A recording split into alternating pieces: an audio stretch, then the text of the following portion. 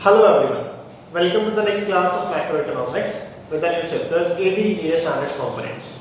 First of all, AD means aggregate demand, AS means aggregate supply and its components. This is the new base for the coming three chapters. First chapter is AD, AS and its components, second chapter is short run equilibrium, third chapter is problems of excess demand and deficit demand. So today we are starting with the basic introduction about AD, AS and its components. First of all, AD. AD means aggregate demand. Aggregate demand refers to sum total of demand of all the goods and services produced in an economy. As we have already discussed in class 11, one is demand. Demand means power to buy a commodity by a consumer. Now aggregate demand means sum total of demand. Aggregate demand means sum total. Sum total means demand of whole the economy.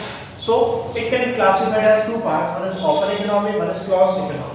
Open economy means having relation with the rest of the world. Closed economy means having no relation with the rest of the world. So aggregate demand is C plus I plus D plus X minus M, where AD equals to aggregate demand, C equals to consumption, I equals to investment, G equals to government expenditure,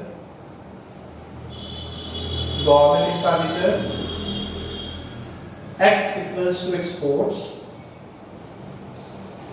M equals to imports. Open economy means having a relation with the rest of the world, whereas closed economy means having no relation with rest of the world. Now the next thing is aggregate demand is function of income. As the income increases, aggregate demand also increases. And when the income decreases, aggregate demand also decreases. It shows positive relationship between income and aggregate demand. One thing to notice is AD never equals to 0. This we are going to discuss with the help of this question. Question is, how can you say that AD is summation of consumption and investment, or AD equals to C plus I explain? First of all, what we need to explain? We need to explain is aggregate demand. Aggregate demand is sum total of demand of all the goods and services in an economy. Aggregate demand is sum total of demand of all the goods and services in an economy.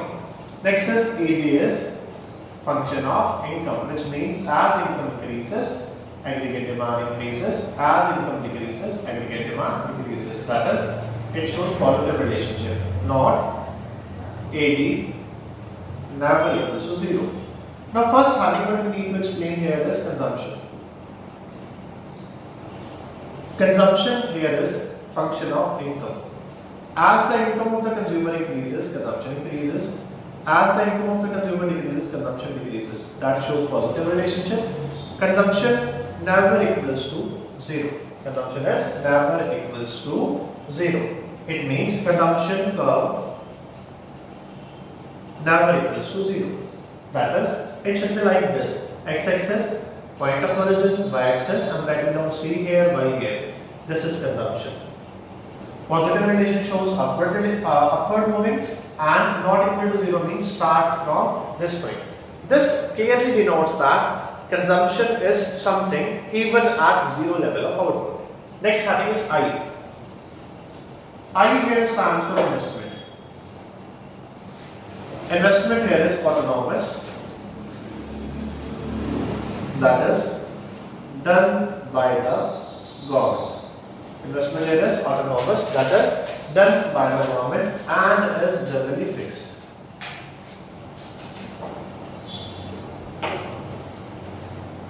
It should be like this. X-axis, point of origin, y-axis, investment, income. Investment is fixed throughout the level of output. Now next having schedule. In the schedule, we need to explain income, consumption, investment, aggregate demand. 0, 10, 20, 30, 40 and 50. Investment remains same throughout the level of output. I am taking consumption as 0 at 0 level of income. Consumption is 10 and 0 level of income. Consumption is 15, 20, 25, 30, 35. Next, AD. AD is C plus I, that is 20, 25, 30, 35, 40, 45.